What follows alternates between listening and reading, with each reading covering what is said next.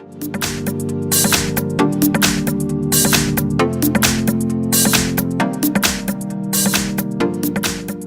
have OPPO F1 Plus, and let me show you how to use eye protection mode on the following device. So if you would like to quickly start protecting your eye, let's use upper bar, swipe to the left, and here let's find eye protection.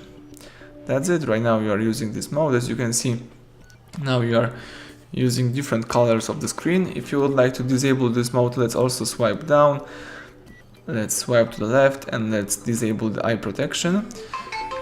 You can also set up eye protection by using settings right here. Then let's choose display and brightness, choose here eye protection. As you can see here, you can read about this mode, or you can also use low eye protection, medium, or high.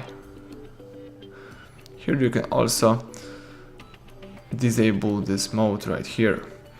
Alright, so that's it. Everything went well. Thank you for watching. Please subscribe our channel, leave thumbs up under the video.